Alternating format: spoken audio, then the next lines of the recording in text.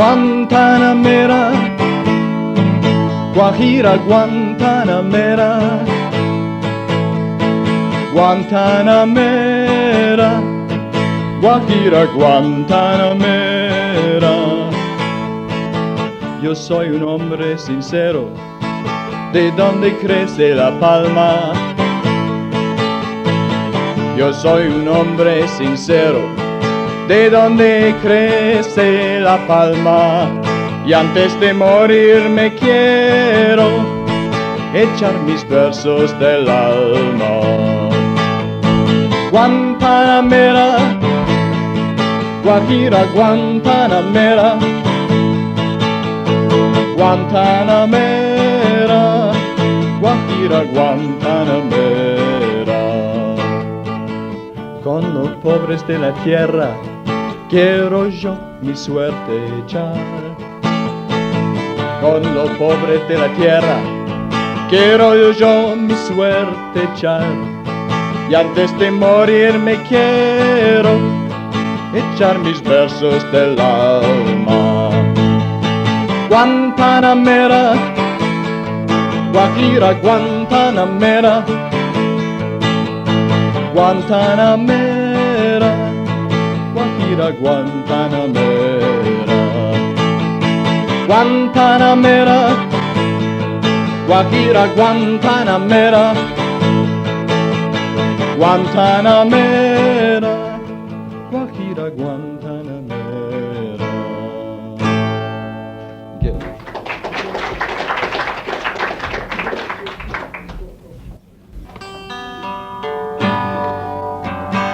This song's called "I'm Going to Live in Iowa Till I Die."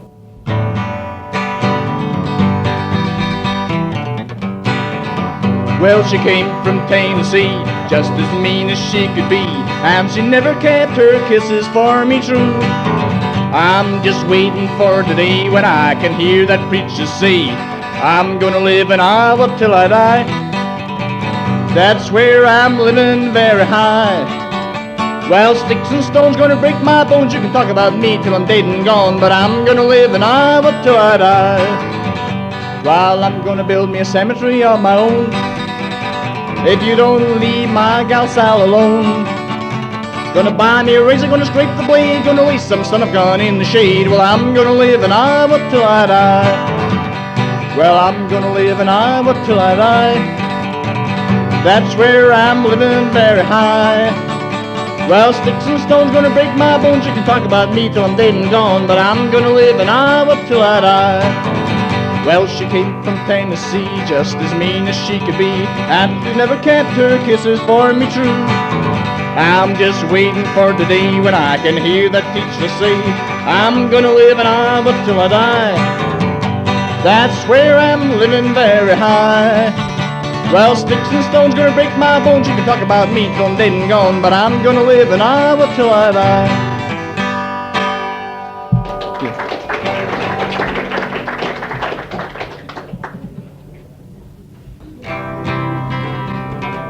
This next one is when I tried to imitate Johnny Cash, and this tonight I might just succeed because I've got a cold.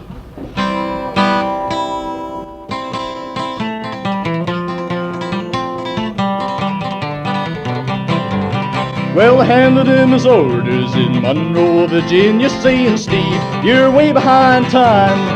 This is not 38, but the old 97, you must put her in the Spencer on time.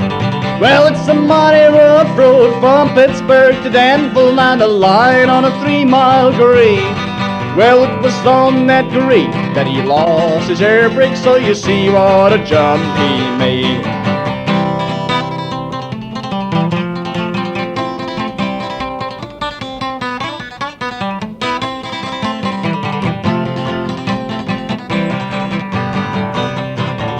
Well, Steve looked around, said to his black greasy fireman, you can shovel on a little more coal. And when we cross that White Oak Mountain, you can let old 97 roll. Well, it's a mighty rough road from Pittsburgh to Danville, and a line on a 3-mile grade. Well, it was on that grade that he lost his air brake, so you see what a jump he made. He was coming down the way, making 90 miles an hour, when his whistle broke into a scream. He was found in the wreck with his hand on the throttle and was scalded to death by the steam. Well, it's a mighty rough road from Pittsburgh to Danville, and a line on a 3-mile grade. Well, it was on that grade that he lost his air brake, so you see what a jump he made.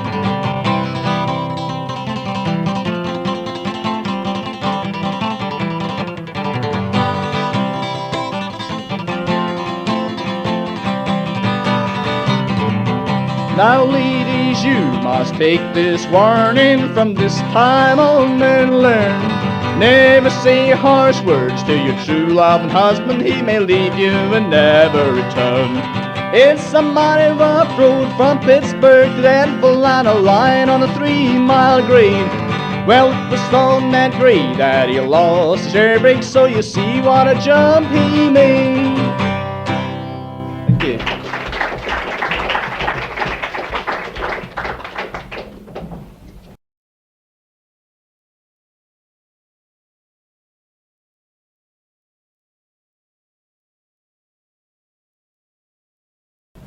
Welcome back into Scotland, and I think the first time at St Andrew's Club.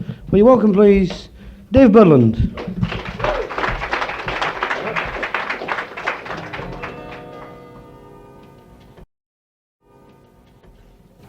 It's a song called The Brisk Young Widow, in which I think it's really nice sentiments in this song, because it's a wealthy farmer tries to court this woman and marry her, and she won't have him, and she marries a scruffy collier instead. I'd like to dedicate this to Arthur Scargill. He lives quite near to me, actually.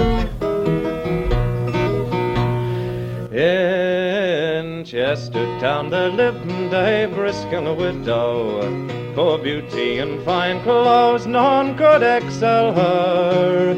She was proper stout and tall, with her fingers long and small. She's a comely dame withal, she's a brisk young widow. At length there came that way a wealthy farmer, with his hat turned up all round, he thought to gain her. My dear fellow of you, well, the wide world I'd go through, if you would but prove true, you should wed a farmer. Oh no, I'm not for you, nor no such a fellow. I'm for a lively lad with lands and riches. It's not your hogs and yows that can maintain her belows. All me silk and satin clothes, they're all me glory.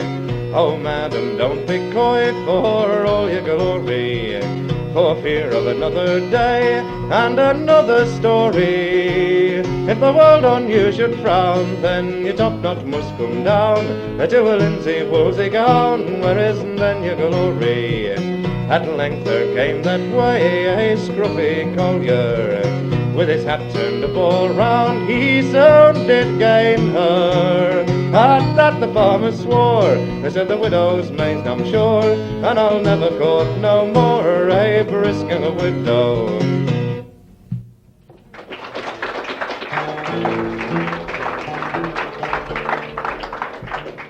This is an Irish song called The Banks of the Bann. It's basically about this fellow who sort of develops all neuroses and complexes because he feels that he hasn't got enough money to court this young woman who comes from a very wealthy family. It's a very similar thing happened to me, actually. As my wife told me that her father was a landowner, it turned out he owned some pigeon huts and allotments, you know.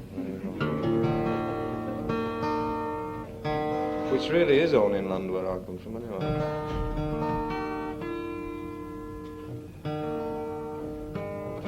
Very interesting place where I come from, Barnsley in Yorkshire, actually, because our landlord, the bloke who rents me my hovel, is a millionaire Labour councillor, and I don't think there's any answer to that at all, really. It's a very cockeyed sort of system.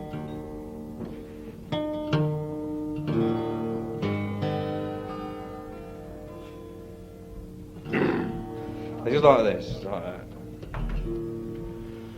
When first to this country a stranger I came, I placed my affection on a maid that was young, she being fair and tender, her waist small and slender, kind and fortunate informed her for my overthrow.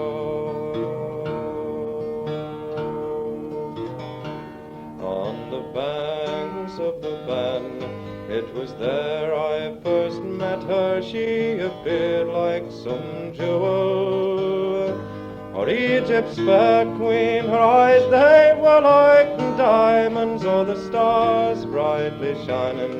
She's the fairest of all in this wide world I've seen. And it was her cruel parents that first caused her variance, because she is rich and above my degree. But I'll do me endeavour to gain me love's favour, although she is come of a grand family.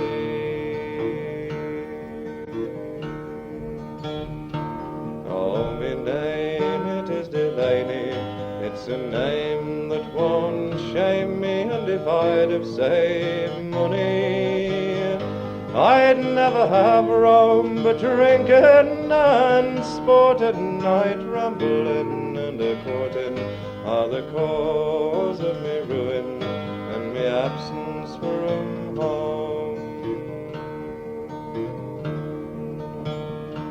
Oh, had I the riches that are in the Indies, or half of the treasure that's in the Queen's store, it's there on the banks of the lovely Baton River.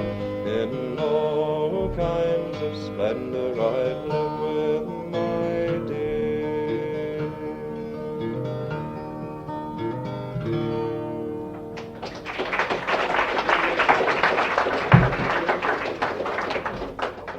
There's this song called George Collins, which I think is a very strange song actually, because it's a very weird story in that it's all about this fellow who's courting about 6 or 7 women at a time, and one of them takes exception to it, which is a very unfeminine reaction, I would have thought. And she decides that she's going to do this fellow to death by witchcraft, you see, and she collects pieces of his skin out of the bath after him, sadly nice, and things like that, and his toenails.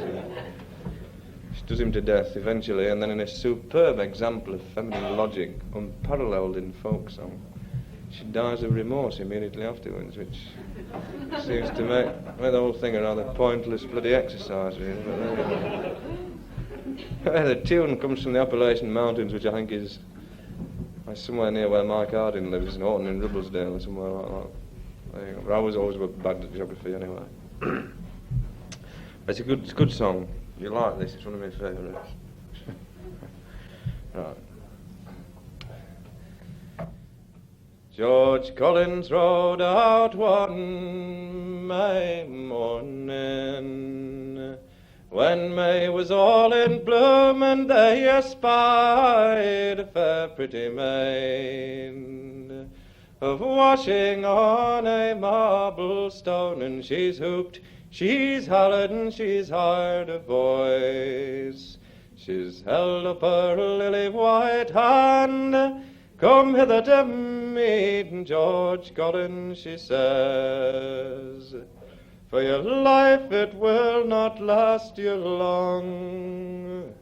So he's put his foot on the broad water side, and over the lee sprang he, is embraced around the middle so small, and he's kissed her red rosy cheeks, and George Collins rode home to his father's own gate.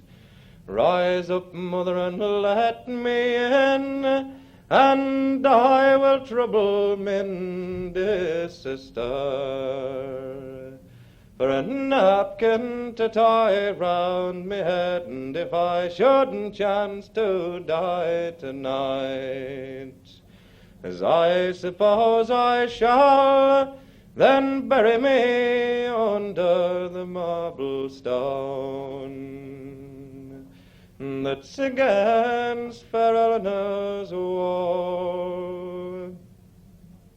Fair Eleanor sat in a room so fine, as sewing at a silken skein, and there she espied the fairest carriage and corpse that ever the sun shone on, and she said unto her Irish maid, whose corpse is that so fine?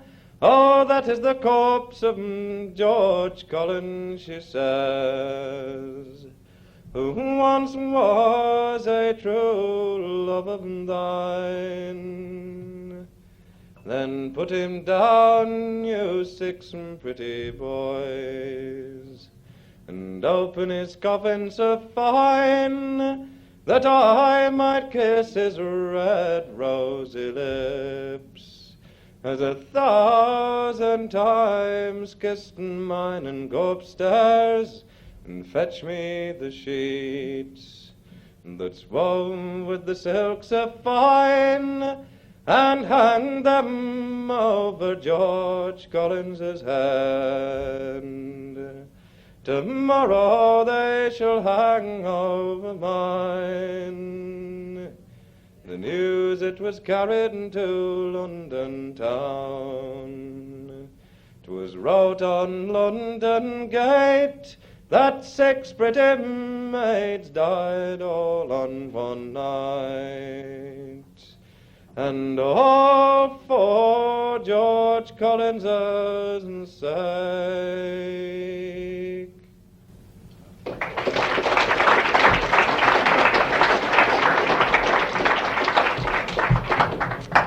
This is a song which was written by Richard Thompson, who used to play with Fairport Convention for a couple of weeks.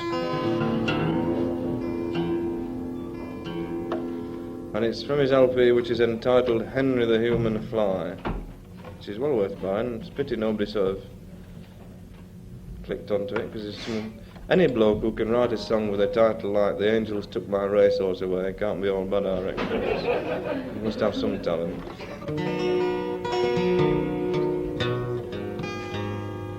This is quite a quiet one of his, called The Old Changing Way.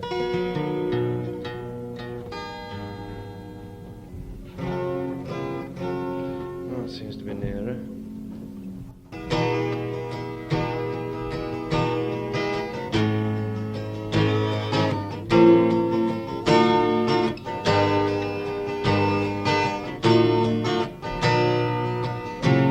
I'm Darby the Tinker, my brother is Tom. We go where the work is, my boys, and we work where we can. With the mending and fixing, it's together we'll stay. Intending our fortunes to try on the old changing way. We come to your cities, we call on your wives, we fix up your kettles, please dear missus, we'll sharpen your knives. And we always agreed it's together we'd stay, intending our fortunes to try on the old changing way.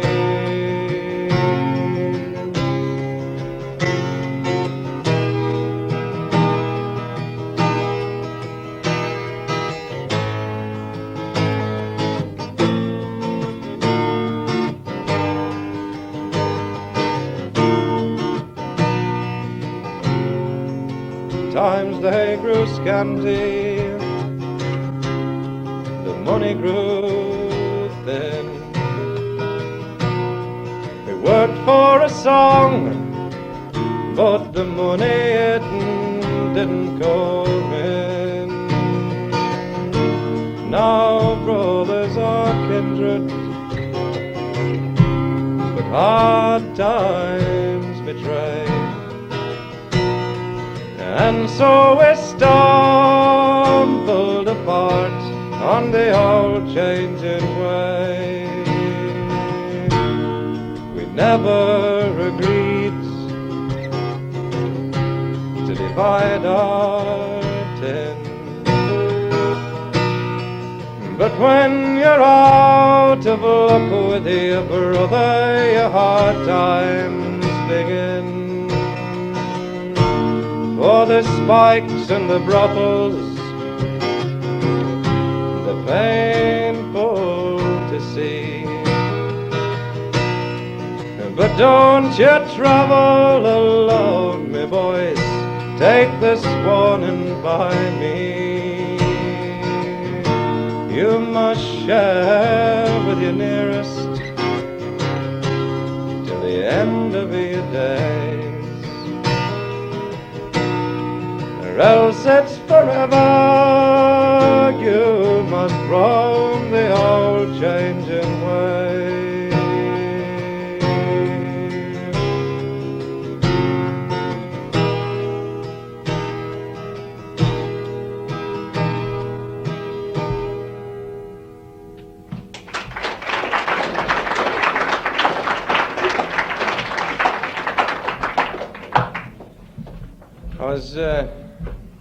I was playing at a place called Chichester recently, which is very far down south. It's quite near the equator. Which is a place well worth avoiding if you get down there. And if you do happen to be unfortunate to be there, you want to avoid beer called Brickwoods, because it's unbelievable. It's incredible.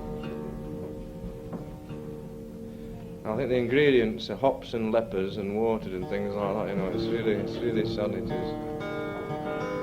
I was playing at this place called The Hole in the Wall, which is very drafty. These are the jokes, folks.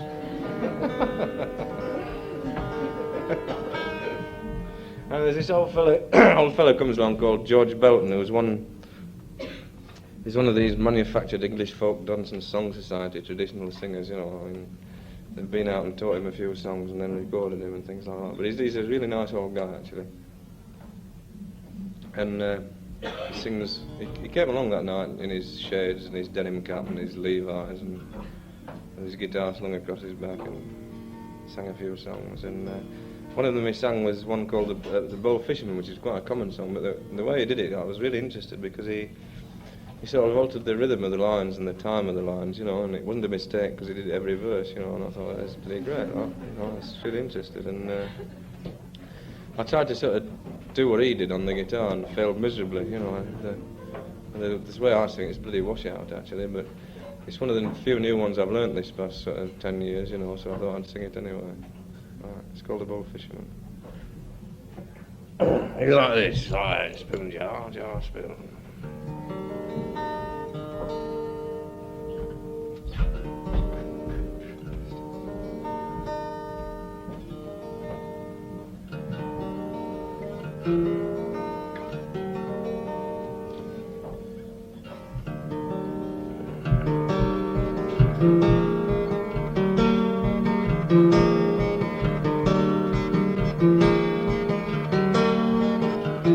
As I walked out one morning fair down by the riverside, there I beheld a fisherman come rowing on the tide.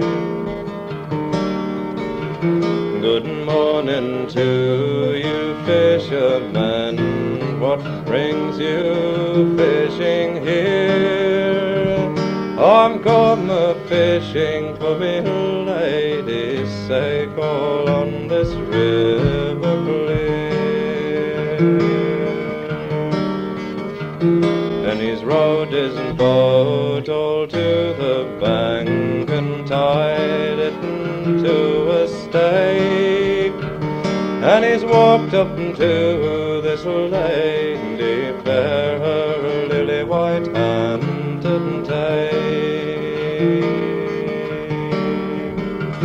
Then he's took off his morning gown and laid it on the ground, and she espied 3 chains of gold around his neck was bound.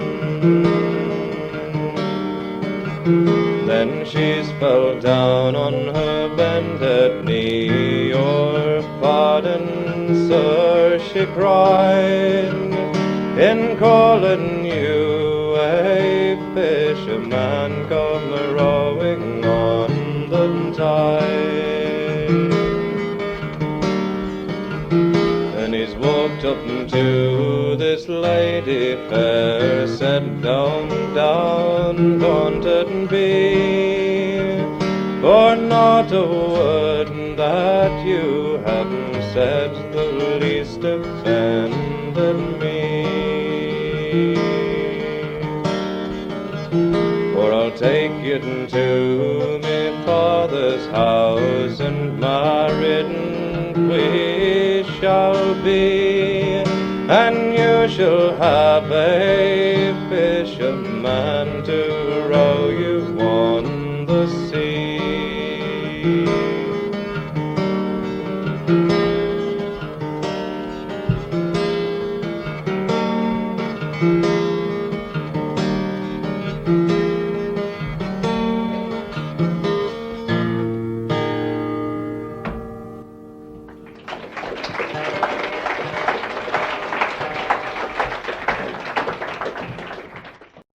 Here's a favourite song of mine. It's about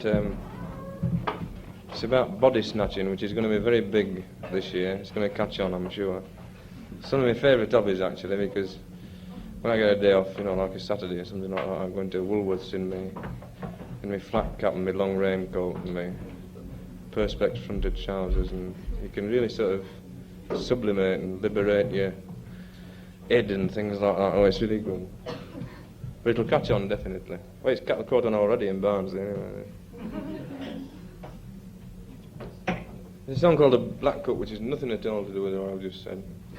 Well, it has in that it's about body snatching, but it's body selling, actually, I suppose, yeah. But never mind, I'm getting confused. I'll sing this song.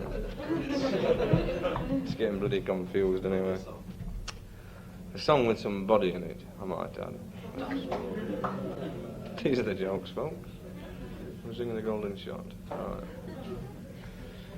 If you'll listen a while, I will sing you a ditty concerning of a doctor who lived in Cartown by seamen so bold. He was fairly outwitted, and 50 gold guineas was forced to lay down.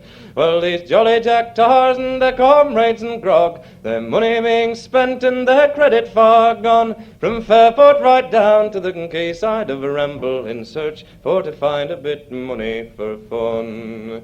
Now the cook of our ship being one of our number, well, a ballad was he, and his colour was black. For wit and for wisdom he always was ready to think of a way to get cash in a crack.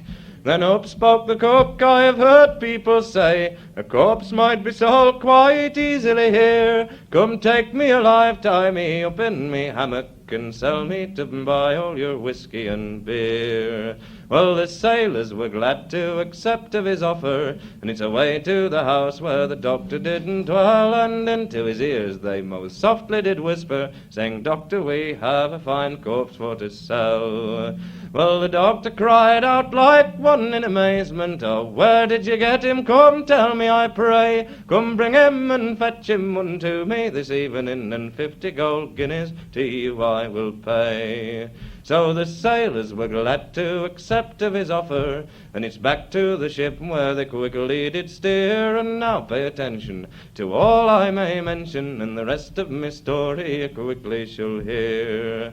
Well, they took that black cook, tied him up in his hammock, But he being a lad both sturdy and strong, it's under his coat by way of protection he carried a blade about half a yard long. So it's round about dusk, when the streets were deserted, that the sailors struck out with the cook on them backs. When they came to the house where the doctor resided, it's in a dark room they concealed that poor black. Well, the doctor came up and he paid down their money. They told him the cook he had died out at sea, and rather than have his dead body to bury, we've sold him to you, sir, he's out of our way. So the doctor soon went for some tools to dissect him, and then he came down with a saw in his hand. When he came to the room where the cook had been lying there, boldly did Jack stand with cutlass in hand.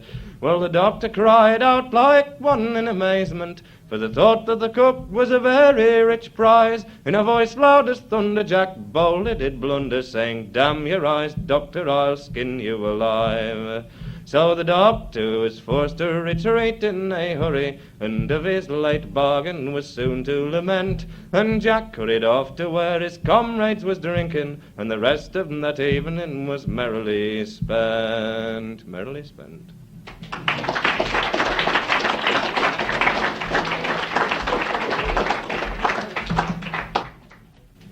It's an Irish song, again, called it's different from the other one I sang, actually. It's just called The Lakes of Sharlaine. And so the way I found this song is rather surreal, actually, because it's not real anyway. It comes from a book which was compiled by a Viennese gentleman called John Brune, which amazes me that a Viennese gentleman would want to sort of make collections of Irish songs and English songs. It's fantastic, that. He's also achieved the distinction of being the only man to ever send Ewan McCall snails through the post, actually, this fella. He's a really strange fella. He's an odd fella altogether. But this is a good song. It's a good song, but the rest of the book's bloody crap, actually. He's written most of them himself. But this is a nice song called The Lakes of Sharlaine. It's about an Irishman who jumps into a lake and not realising that he can't swim, basically. Right. You've got to be careful when you say that, actually. I said it in all the other night and nearly got smashed. It was early one morning, young Willie arose, and straight to his comrades' bed and chamber he goes, saying, "Rise up, dear comrade, and let nobody know 'tis a fine summer's morning, and a bathing we'll go to the lakes of Sharlaine." These two comrades soon came, and the first man they met was the keeper of game, saying, "Turn back, young Willie, and turn back again. There isn't deep and false waters in the lakes of Sharlaine." But young Willie plunged in, and he swam the lake round till he came to an island. It was soft marshy ground.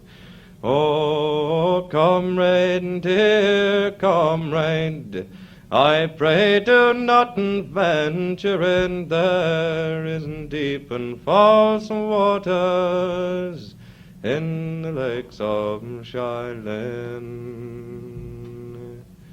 It was early the next morning, his sister arose, and straight to her uncle's bed and chamber she goes, saying, "Uncle, dear uncle, I dreamt of Willie last night. He was dressed in a shroud of snow white. It was early that morning, his mother came there. She was wringing her hand, she was tearing her hair, crying woeful the hour young Willie plunged in. There isn't deep and false waters in the lakes of Sharlaine.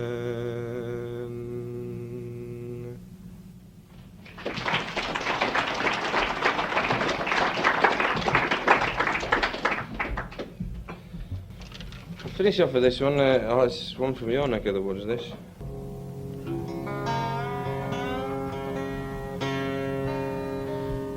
It's called the Great Silky of Silskerry, but this isn't. If any of you collected those sort of cylindrical recordings of Joan Baez in the 1950s, it's not quite the same, because the tune, I understand, well, it's an original tune anyway. I don't know where it comes from, apart from the fact that I had it on tape. Somebody gave me a tape and I found it on the tape. I don't know which one it is or where it comes from, but it obviously comes up from up here because I couldn't understand it.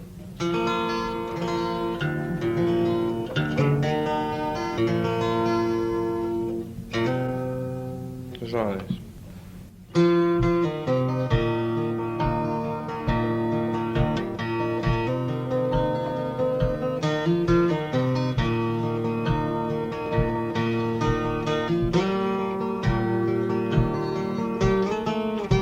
Not quite like that, actually, because that's it.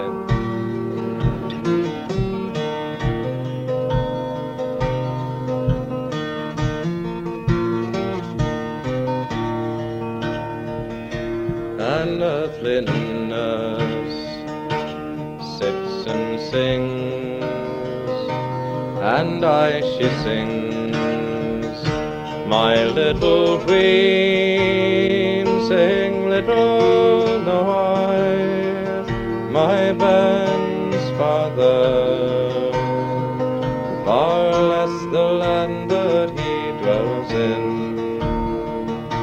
than one arose at her bed foot, and a grisly guest, I'm sure was he, saying, here am I, thy Ben's father, although I be not comely, I am a man upon the land, I am a silky in the sea, and when I'm far and far from land, my home it isn't so scary.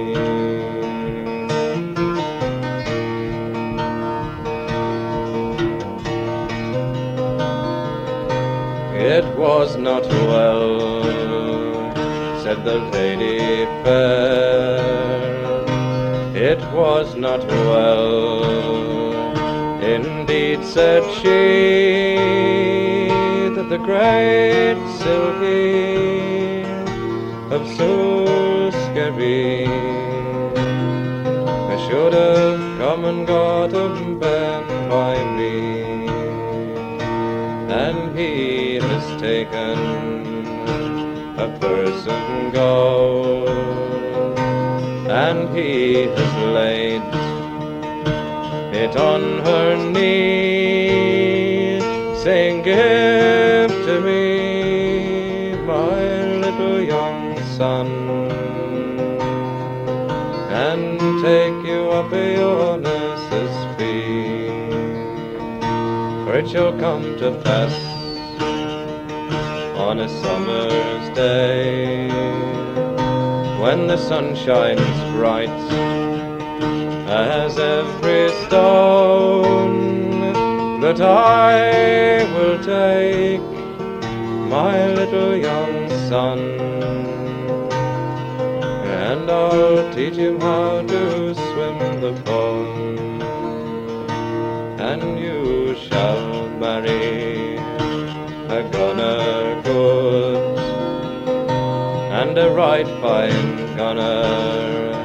I'm sure he'll be, and the very first shot that he fires will kill both my young son and me.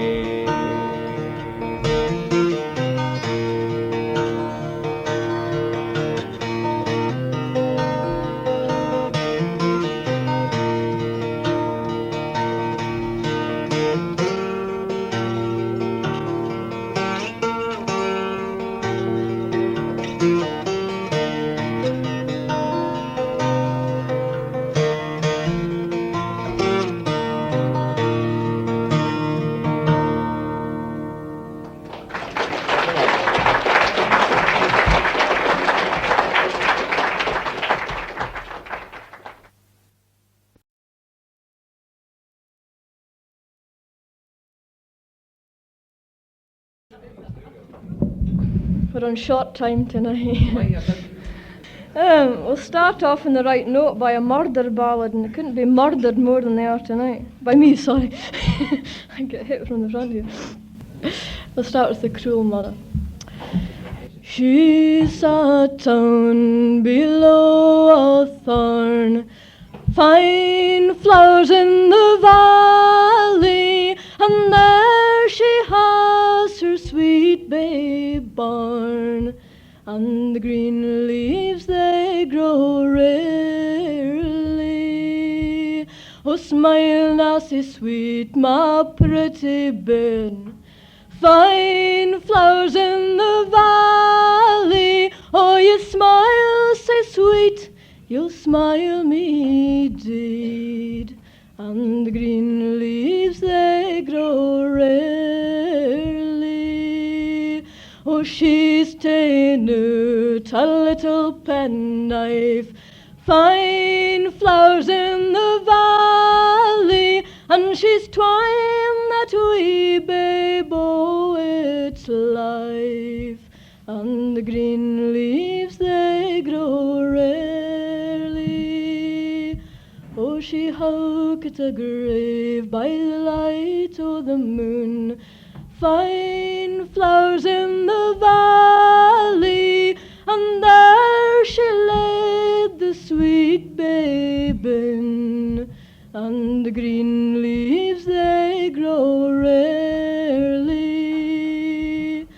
As she walked into the church, fine flowers in the valley, she saw a sweet babe sitting in the porch, and the green leaves they grow rarely.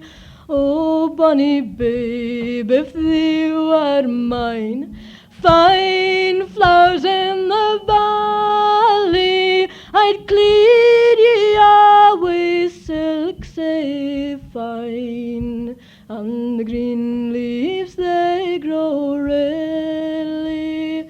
Oh, cruel mother, when I was thine, fine flowers in the valley, oh, ye didna treat me sae kind, and the green leaves they grow rarely. She sat down below a thorn, fine flowers in the valley, and there she has her sweet babe born, and the green leaves they grow rarely.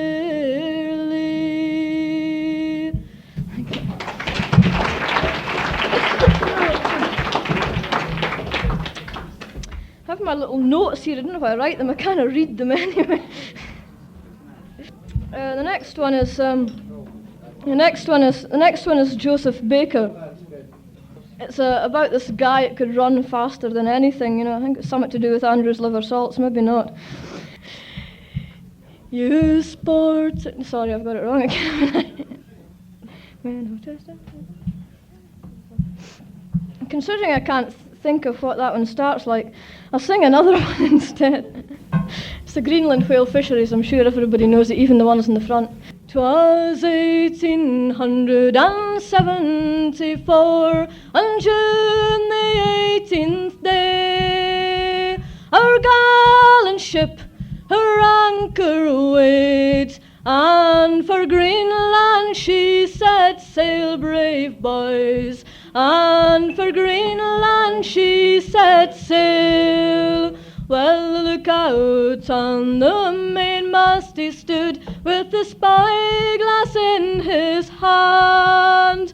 Over hull, there's a whale ship, he cried, and she blows at every span, brave boys, and she blows at every span. Well, the captain stood on the quarter deck, with a spyglass in his hand. Over hull, let your jib tackle fall, and go put your boats to sea, brave boys, and go put your boats to sea. Well, the boats were lowered and the men jumped out, and the whale was full in view. Resolved was every fisher lad, for to go where the whalefish blew, brave boys, for to go where the whalefish blew. Well, the harpoon struck, the line played out, but she gave such a flourish with her tail that the boat capsized and we lost 9 men. And they did not catch that whale, brave boys, and they did not catch that whale. Well, the losing of that fine whale fish, it grieved our captain sore.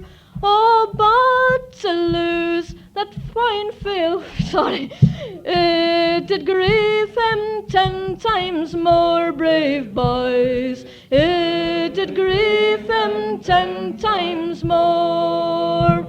Thank you.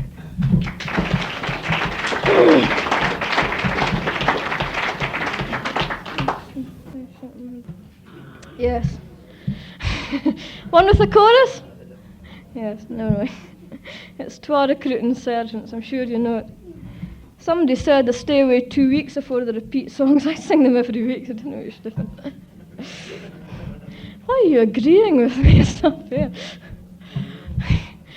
Twa recruiting sergeants came frae the Black Watch to markets and fairs, some recruits for to catch.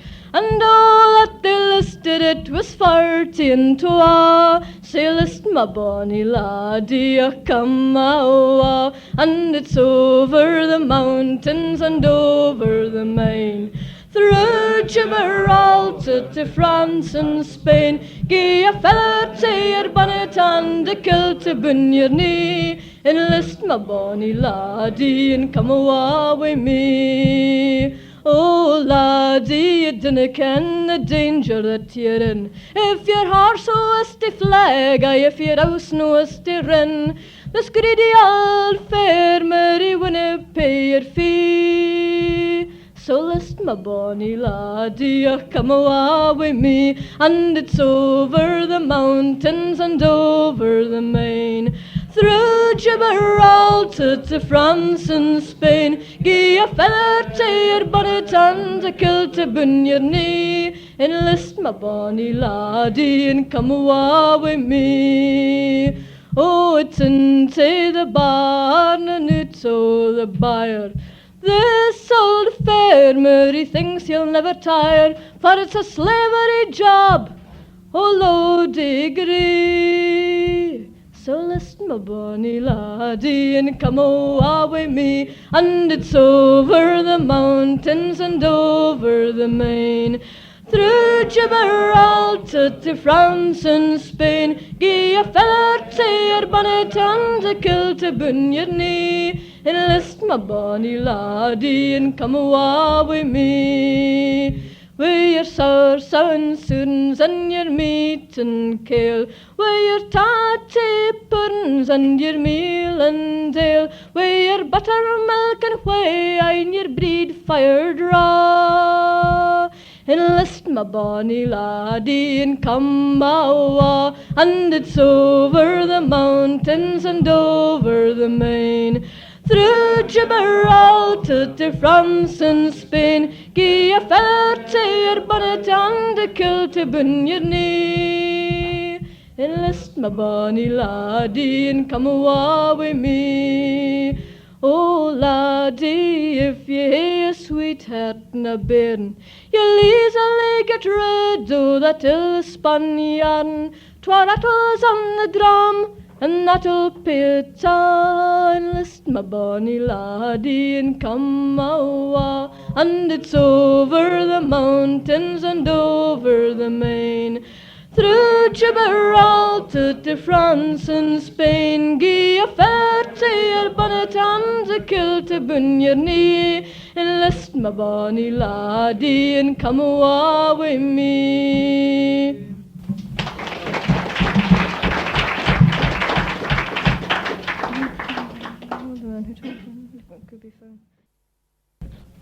Right, before we bring on the next singer, I'd like to explode a fallacy. No, I'd like to explode a fallacy in which we've got, you know, in the sort of folk scene just now, you've got revivalist singers who are people who have sort of come up within the last 10 years and learnt songs, and you've got traditional singers, or the so-called traditional singers, who have been singing songs all their life, and they sing traditional songs now. But 10 or 11 years ago, the big names in sort of traditional singing, like Jeannie Robertson, Willie Scott, what have you, they used to sing a lot of music hall songs until people told them that they were traditional, so that therefore they shouldn't sing music hall songs. I mean, the first time I heard Jeannie Robertson, she was singing the old Chisholm Trail, and people like the Stewarts were doing hula hula routines, and Willie Scott was singing Harry Gordon and Will Fife songs, but they didn't sing this now because people have told them they're traditional, which is a great pity, you know. And this is one song I learned for Willie Scott, and it's a Harry Gordon song, and it's called Tata Ma Bonnie Maggie Darling, and it's a very nice chorus, and it's very traditional, and if you want to sing it, it goes kind of like this. It's got super rhyming in it. You can see that the guy who composed it has been very careful about how he got his sort of words to rhyme. Drums were beating proudly, Highlanders were marching proudly, to embark upon the ship bound for the shore. All the pipes were gaily skirling as I left the tune no stirling, for the bonny lass I vowed to love forevermore. When the key o' the regiment halted, o'er the barrier I bolted, and with eager steps I rushed to my Maggie's side. Her bonny blueing blanket, as a fond kiss I imprinted on her lips, and when I got on board there, oh, I cried, Tata, my bonny Maggie darling, you are my guiding star. Don't forget your soldier laddie, for he's fighting in the war. Oh, duty calls and I must leave you, but I know that you'll be true. For the pipers in the battle and the cannons diddly rattle, when I come home again I'll marry you. Against the foe engaging, the battle fiercely raging, the bullets wished around me just like hail. Oh, the cannons diddly rattle, and the bonny boys did battle. The Scots Brigade, they said that we'd prevail. Well, we mowed them down in batches. I was mentioned in dispatches. My bravery gained me everlasting fame. 'Twas the one fond heart that fired me, the bonny lass desired me, and the one fond thought I had when leaving hame was, ta-ta, my bonny Maggie darling, you are my guiding star. Don't forget your soldier, laddie, for he's fighting in the war. Oh, duty calls and I must leave you, but I know that you'll be true. For the pipers in the battle and the cannons diddly rattle. When I come home again, I'll marry you. Right.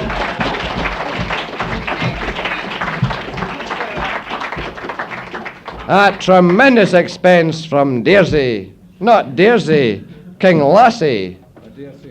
Here he is. All right, heads down for David Craig. A song as a ballad called it's a modern American ballad called Pancho and Lefty.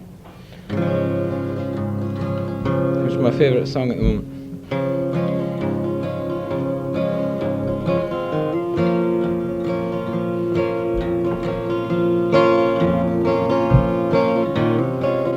Living on the road, my friend, what's gonna keep you free and clean?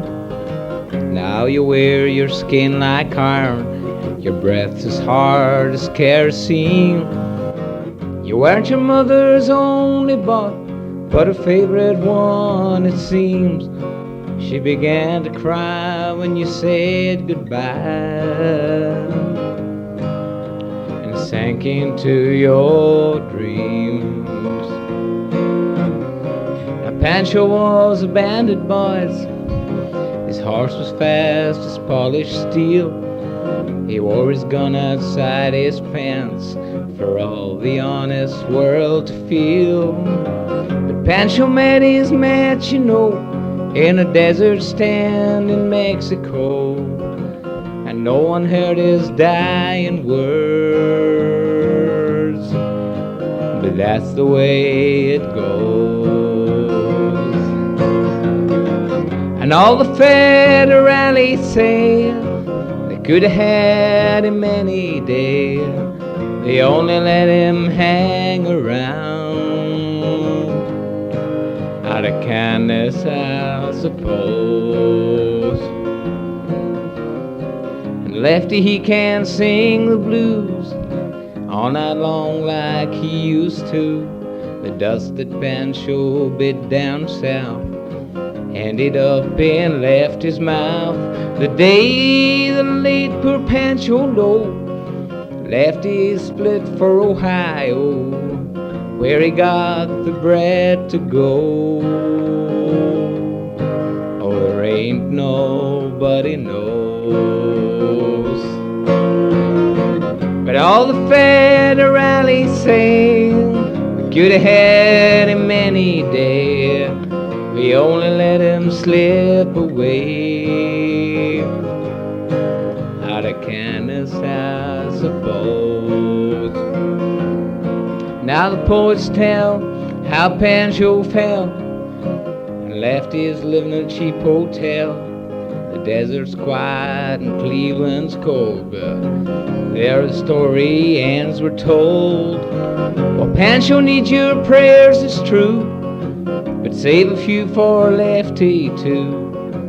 He only did what he had to do,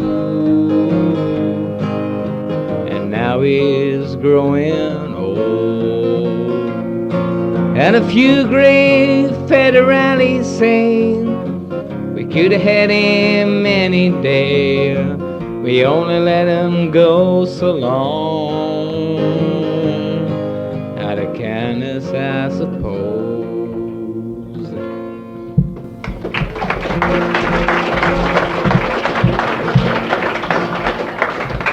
That was David Craig. This is a song I learnt very traditionally from my grandfather. This is quite true, actually. My grandfather used to work for a firm called Sir William Liddell in Belfast, and the Linen, and he used to play in goals for a team called Cliftonville, which I don't know if you ever look at the Irish football results, but they're sort of, Cliftonville's the equivalent of a sort of Scottish Stirling Albion, and you know, they're always bottom and they lose every sort of game. And I always remember my mother saying to me that my grandfather was a great goalkeeper, and she's got curtains which she keeps in a wooden chest underneath the bed. And I looked up it was the People Almanac of Football or something like that, and he got his caps for Ireland in, I think, between 1897 and 1900, and there was one which said Wales 11, Ireland 0. And I said to my mother, how come my grandfather was such a great goalkeeper, you know? And she said, oh, but of course they didn't play with nets in those days, so it wasn't a real score, you know. But I'm not sure about this. But this is the only song I learnt from him, and I think it was about the only song he ever sung. It's called the Lagan Canal. Come all you jolly sailors and listen to my song. It's only 40 verses, so I'll not detain you long. It's all about the wandering of this poor Lisburn tar that went to sea on the Calabar, that went to sea on the Lagan Canal, aboard of the Calabar. Now the Calabar was a clipper ship, copper fastened fore and aft. Her helmet stuck out far behind, and her wheel was a great big shaft. With half a gale to swell her sail, she could make 1 mile per hour. She's the fastest ship on the Lagan Canal, and only 1 horsepower.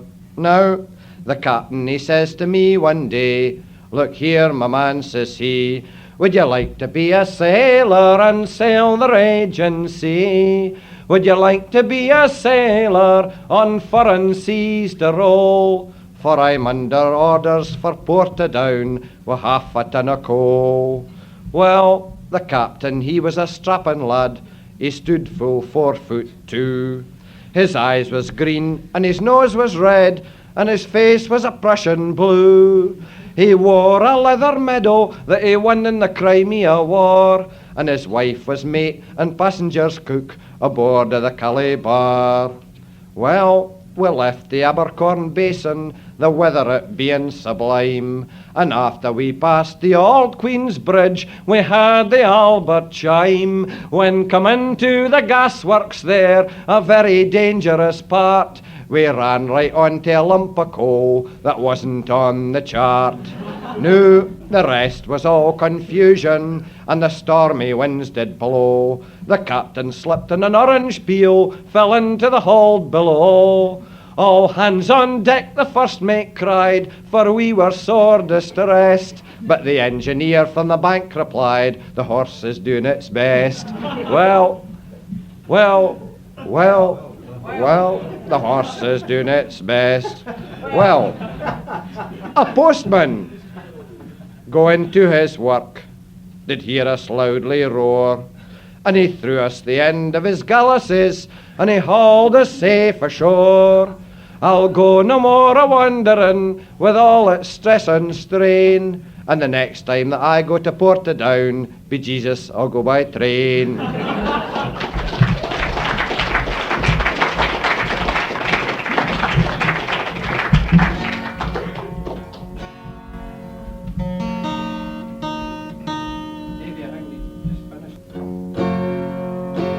It's a good song, it's because it's called Don't Let the Sunshine Fool You, which basically means if you're enjoying yourself, forget it. And if you're not enjoying yourself, things aren't that bad.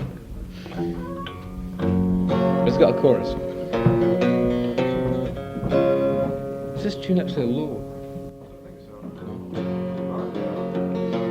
While me and his friend named Streetlight Brown, we bought a bottle of red and walked uptown, one hand on the jug, the other on time. He said, I'll bet you $1 against this next line. I said, don't let the sunshine fool ya, don't let the bluebirds to ya, don't let the women do ya, put your hand in mine.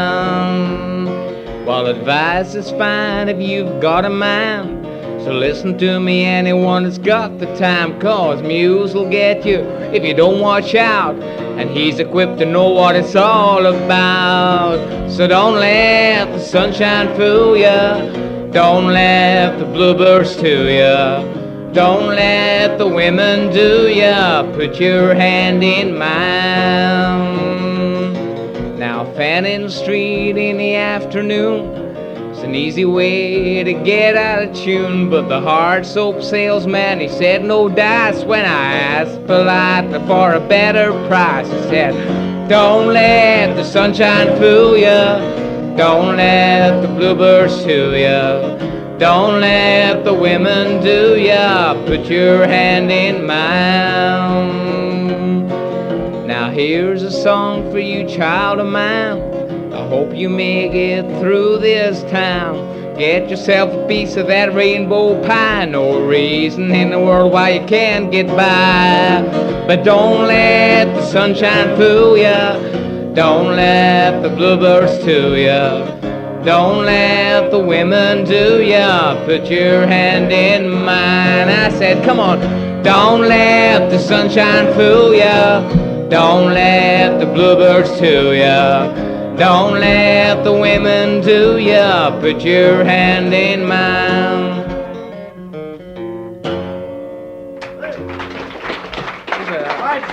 Thanks for breaking them.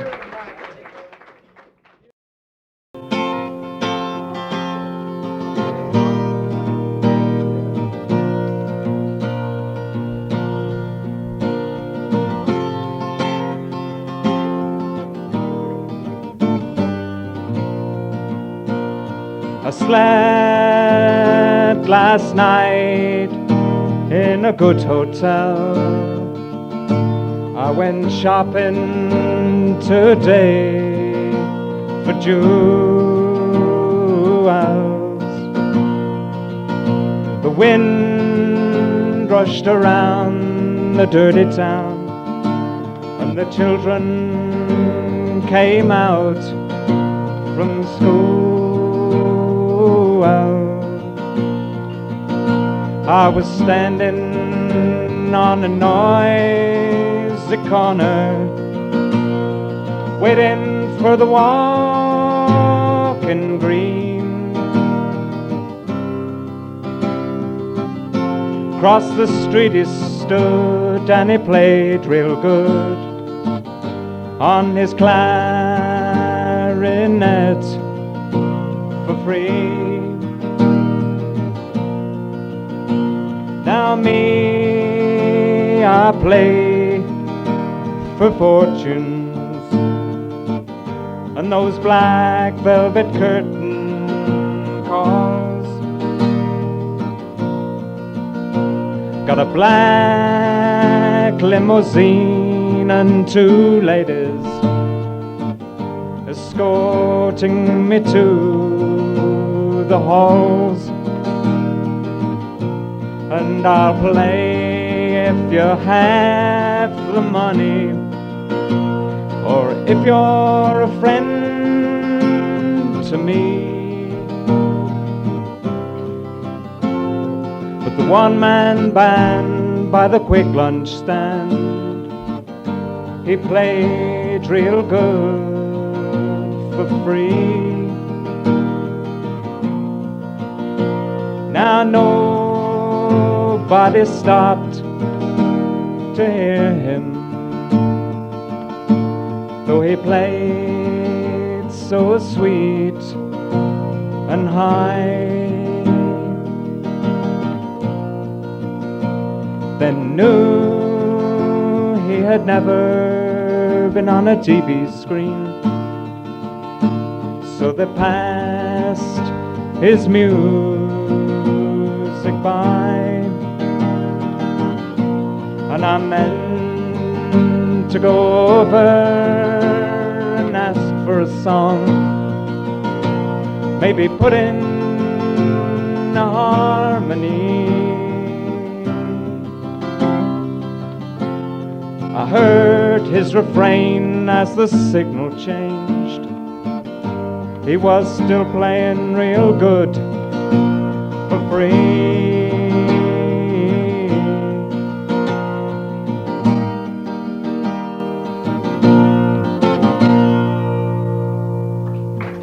Thank you. This next song's a mining type song, all about the Spring Hill mining disaster in 1950, whatever it was. It's Ewan MacColl's The Ballad of Spring Hill.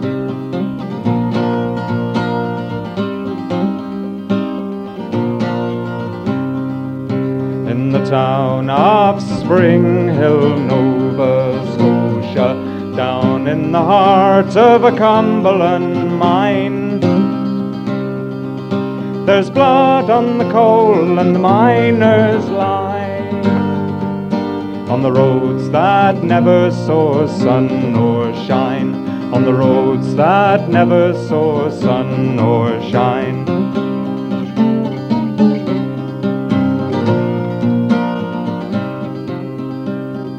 Down at the coal face the miners working, rattle of the blade and the cutter's tool, rumble of a rock and the walls close round. Living and the dead men 2 miles down, living and the dead men 2 miles down.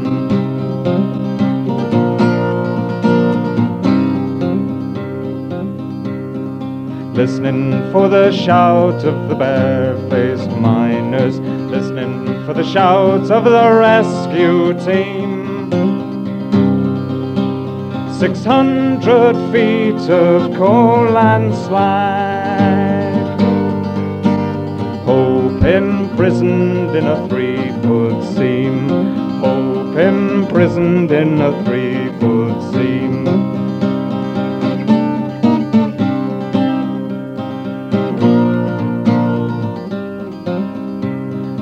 8 days passed and some were rescued, leaving the dead to lie alone. All their lives they dug their graves, 2 miles of earth for a mark in stone, 2 miles of earth for a mark in stone.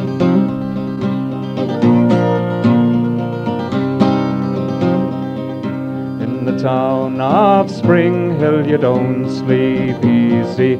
Often the mine will tremble and roar.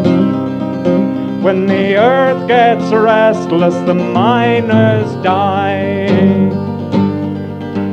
Bone and blood are the price of coal, bone and blood are the price of coal.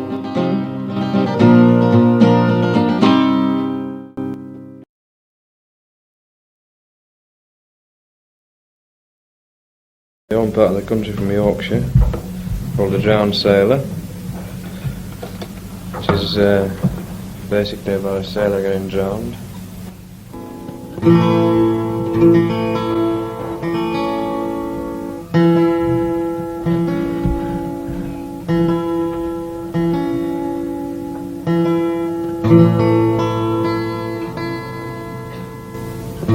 The song comes from round about Whitby area.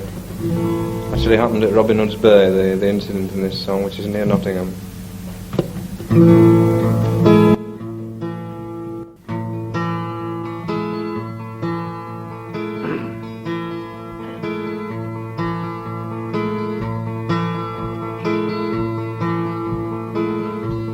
On Stoke Row, a young maid did dwell.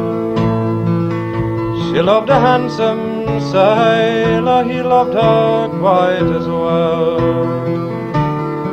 Promised he wouldn't marry her when back he did return.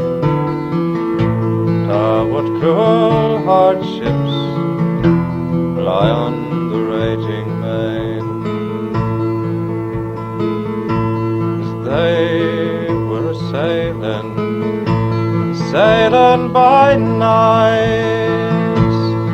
The moon it was shading and dismal was the night. Storm it was a raging and the waves the vessel bore, till it dashed these poor sailors all on that rocky shore.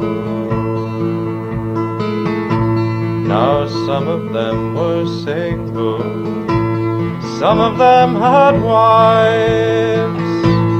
All of these poor sailor lads had to swim for their lives. This unhappy sailor who tried his life to save, instead of being married, he's found a watery grave. And a ship was a-walking from Stowbrow to Bay, she spied a drowned sailor that on the sands did lay. Nearer she's come to him, it's brought her to a stand. She spied it was her true love by the mark upon his hand, and she's kissed him, caressed him 10,000 times, oh Lord, and said these awful billows have washed my love ashore. And then this pretty damsel, she's laid down by his side, and in a few moments she's kissed him and died. Now this couple was a-buried in Robin Hood's churchyard, for the May memorial stone at their head was raised.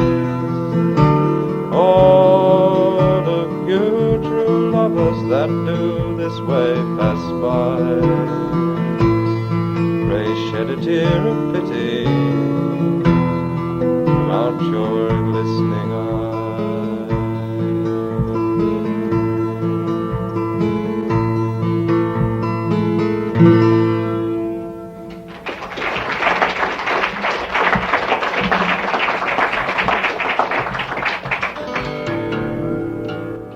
This song was written by Ian Matthews when he was in a group called Plain Song. It's about Amelia Earhart, who distinguished herself by being the first woman to fly the Atlantic solo. She was a sort of archetypal women's liberationist, you know, the first woman to fly the Atlantic solo in a plane, of course. And she then flew around the world, set off on this round-the-world flight with a fellow called Frederick Noonan, and they disappeared somewhere between New Guinea and a place called the Howland Isle, and everybody wrote very bad country and western songs about her then.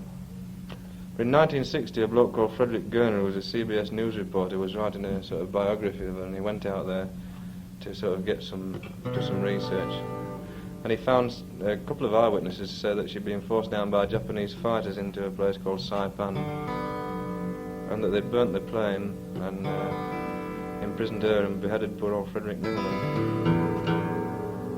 That's called the true story of Amelia Earhart.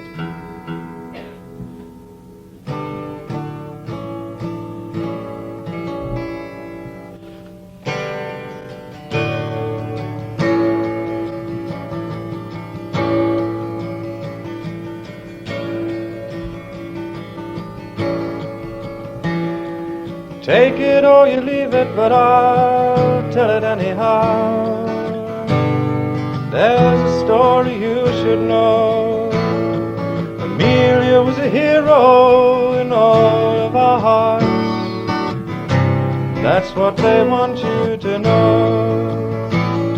She landed in the headlines on the first day of July, when Electra hit the ocean bed, flying 1,500 miles from her allotted course.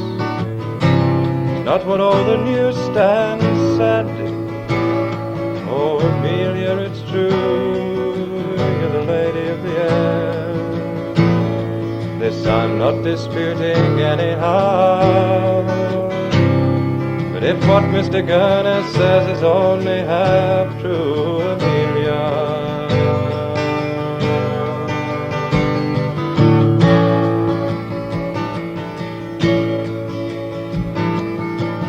left with Captain Noonan her navigating force, from New Guinea to the Howland Isle. 30 minutes fuel left, no landfall came the cry. All of us believed them for a while. For 30 days the Lexington and others searched the sea, before pronouncing Earhart lost. All was going smoothly and the senators relaxed. Amelia and Noonan paid the cost, but as CBS man Gurner was confused by all the facts. He said there's someone telling lies. Amelia's plane was not the one they detailed in the news. Fuel tanks alone were twice that size. Oh, Amelia, it's true, you're the lady of the air. This I'm not disputing anyhow. But if what Mr. Gurney says is only half true, Amelia,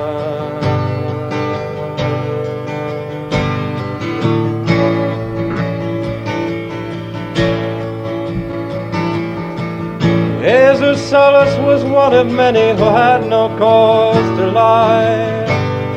He was working in the harbor on that day, when Saipan was a wartime stronghold of the Japanese.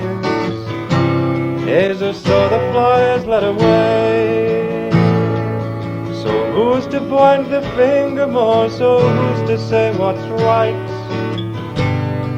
Me, I just wanted you to hear how brave Amelia Earhart, First Lady of the Air, Frederick Noonan ended their career.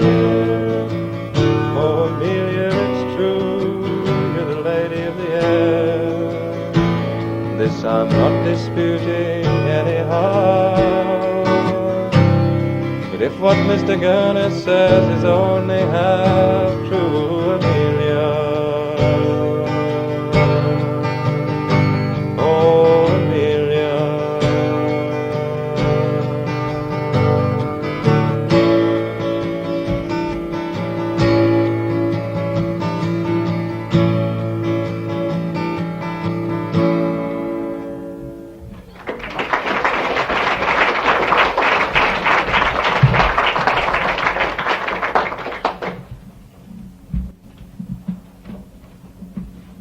is a song that doesn't get sung very much, well, not in my area anyhow. I couldn't sort of speak for anywhere else, but it doesn't in my area, which is a pity really, because it's a good song, and it's one of those that Carthy got hold of very early doors, and everybody seems to regard him as his personal property and all that. It's called Lord Franklin. It goes like this. It was homeward bound one night on the deep, swinging in me hammock I fell asleep. I'd dreamed a dream, and I thought it true, concerning a Franklin and his gallant crew. With 100 seamen he sailed away to that frozen ocean in the month of May. For to seek that passage around the pole where we poor sailors must sometimes go, and his men through cruel hardship did go. His ship on mountains of ice was drove, when the Eskimo in his skin canoe was the only one that ever came through. In a Baffin Bay where the whalefish blow, oh, the fate of Franklin no man may know. Oh, the fate of Franklin no tongue can tell. Lord Franklin along with his sailors do dwell. And now my burden it gives me pain, for me long lost Franklin I'd cross the main.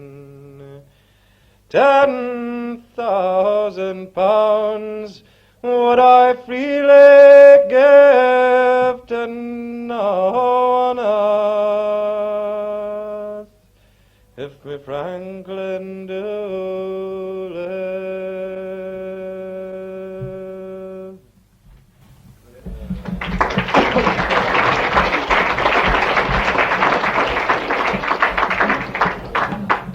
John sang a song earlier on about it's really incredible rhymes at the end of the lines in the song he sang, and this one is very similar in a way. It's not quite as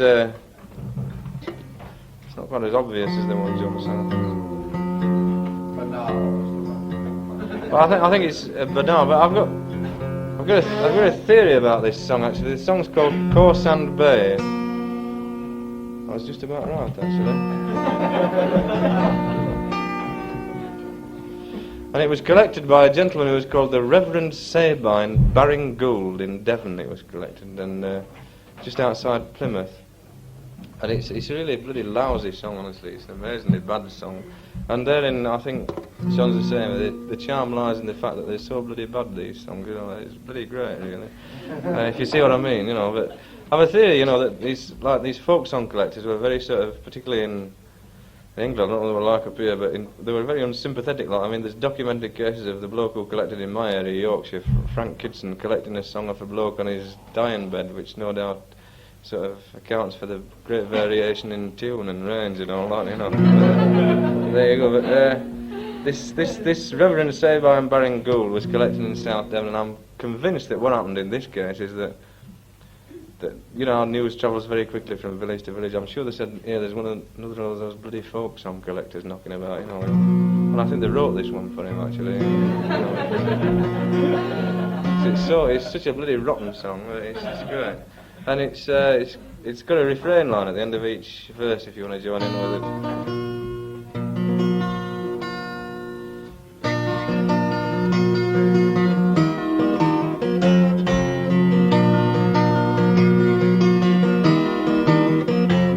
In course and bay lying, with Blue Peter flying, and all hands turned up before the anchor to weigh, there came a young lady, as fresh as a Mayday, so modestly hailing, this damsel didn't say, so modestly hailing, this damsel did say.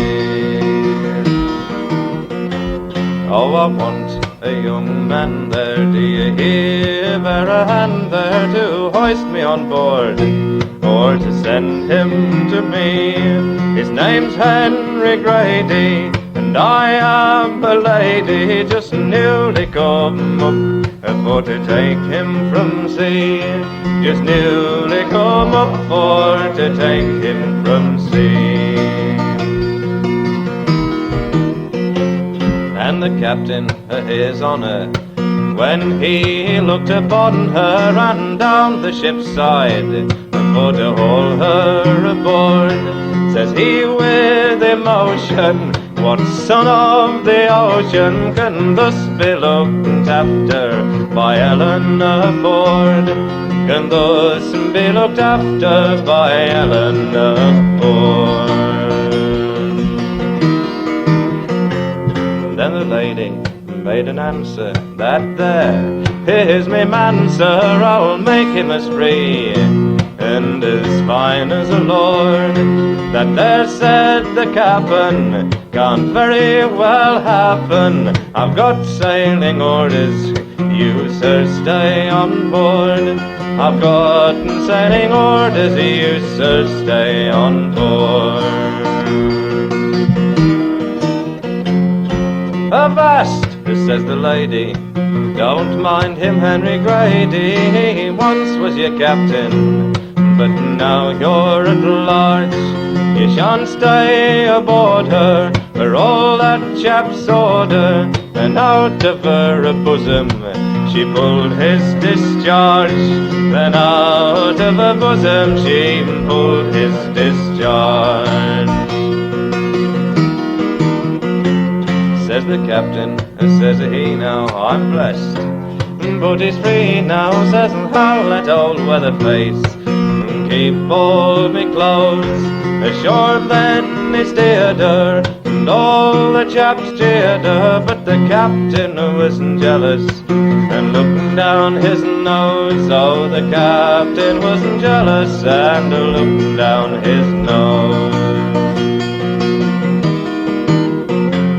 And he got education quite fit for his station, for we know we ain't never too old for to learn. His shipmates, they found him with young uns all around him, just chips off the old block from the stem to the stern, just chips off the old block from the stem to the stern.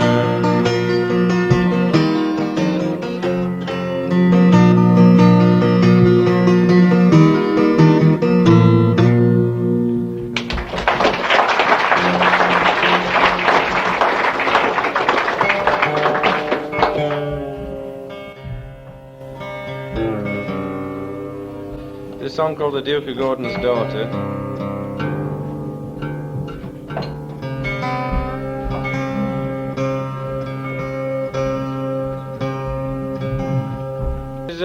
This is a love song.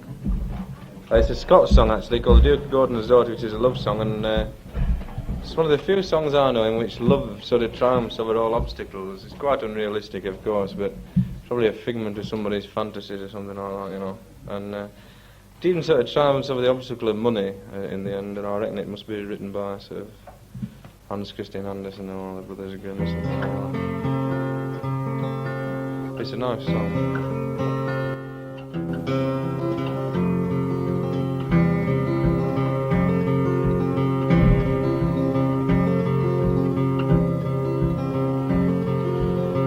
Duke of Gordon had 3 daughters, Elizabeth, Margaret and Jean, but they would not stay in bonny Castle Gordon, but would go to bonny Aberdeen.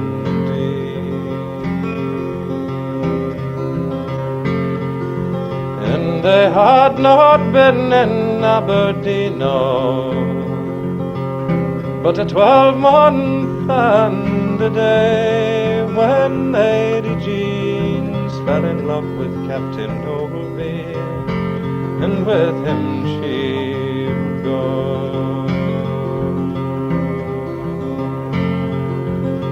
Word came to the Duke of Gordon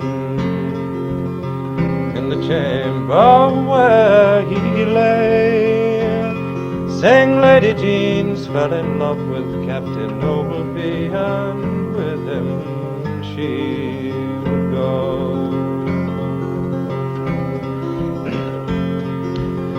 Duke of Gordon has wrote a broad letter, and he sent it to the king, asking him to hang Captain Ogleby if ever he hanged a man. Oh, I will not hang Captain Ogleby or any lord that I can see, but I'll cause him to put off the lace and scarlet and put on a soldier's livery.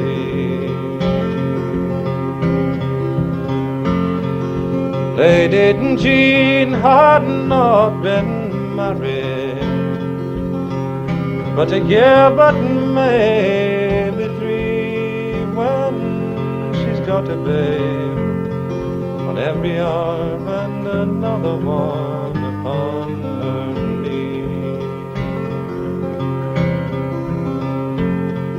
And it's so, but I'm weary of wandering, and it's all but me fortune's bad, for it suits not the Duke of Gordon's daughter to be following a soldier lad. When she came to Castle Gordon, and it's down upon the green that the porter gave out the loud shout, "Yonder comes bonny Lady Jean."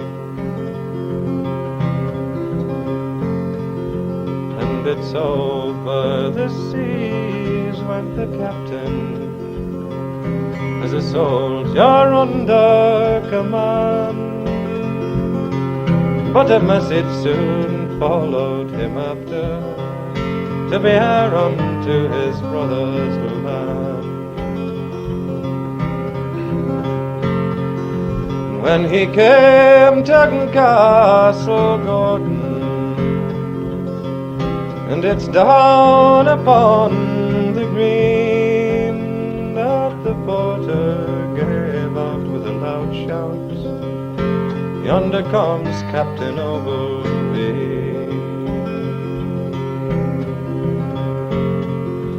Ah, come in, pretty Captain Ogleby, and drink of the beer and wine, and thou shalt have gold and silver to count until the clock strikes 9.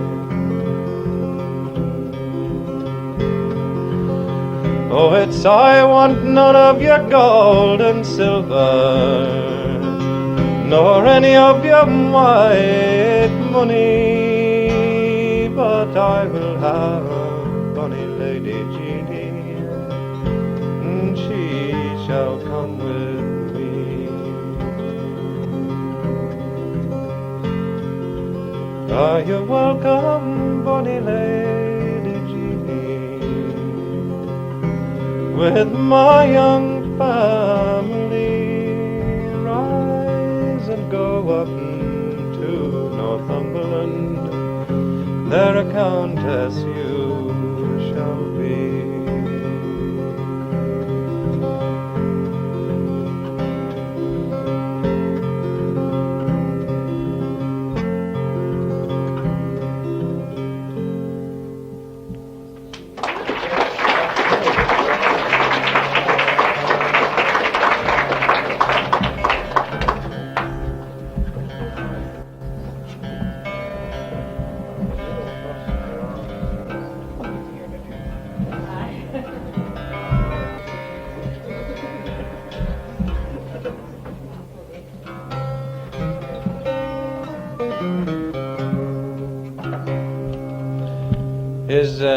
Here's a song that Alice Cooper really liked when he was staying with us the other week. This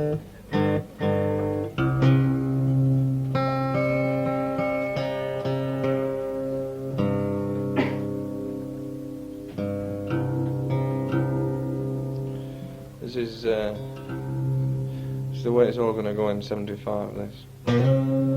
This is heavy metal folk music, this. It's all full of riffs and all that.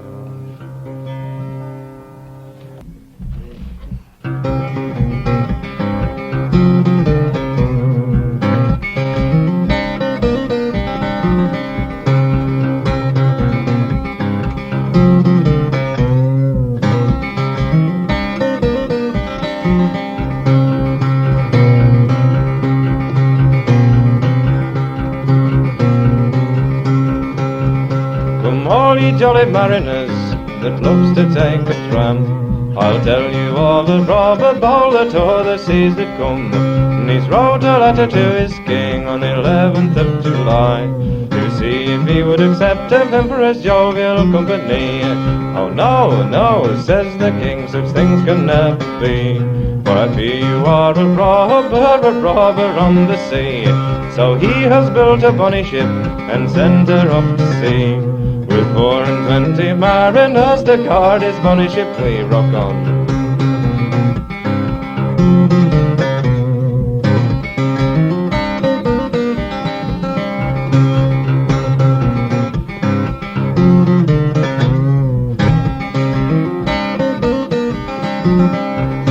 And they've sailed up and they've sailed down, so stately, blithe and free, until they spied the king's reindeer a-sailing on the sea. Oh, I lie ye here, ye tinkers, ye silly cowardly thieves, why lie ye here, ye tinkers, and hold our king in grief? And they fought from 1 o'clock in the morn till it was 6 at night, until the king's high reindeer was forced to take a flight. Go home, ye tinkers, and tell your king from me, that though he reign king upon good dry land, I will reign king upon sea.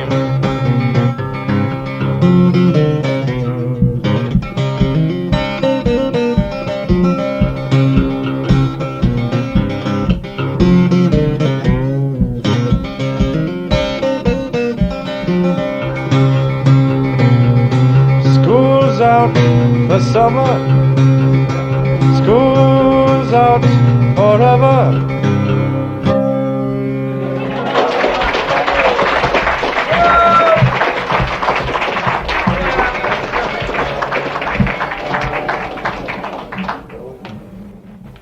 Here's a Dorry Previn song. It's called Mythical Kings Niguanas, this. And for any Dorry Previn freaks amongst you, I've left the middle bit out because I didn't understand it. It's all about I Ching and all sorts of peculiar philosophy that I didn't quite sort of grasp, so I've left that out.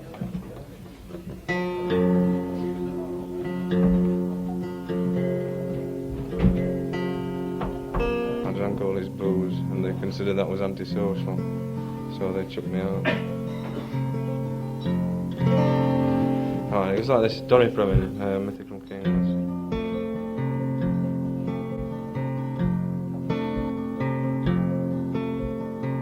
I've flown to star-stained heights on bent and battered wings, in search of mythical kings, mythical kings. Thinking everything of worth was in the sky, not the earth, and I never learned to make my way down, down, down, where the iguanas play. I have written a comet's tales in search of magic rings, to conjure mythical kings, mythical kings, singing scraps of angel song. High is right, low is wrong, and I never taught myself to give. Down, down, down, where the iguanas live. Curse the mind that mounts the clouds in search magic rings. Only mystical things, mystical things. Cry for the soul that will not face the body as an equal place, and I'll never learn to touch for real or see the things that iguanas feel. Down, down, down where they play. Going home is such a ride. Going home is such a ride. Isn't going home a long, lonely ride? Going home is such a ride. Going home is such a ride. Isn't going home a long, lonely ride? I've blown to star-stained heights on bent and battered wings, in search of mythical kings, mythical kings, singing scraps of angel song high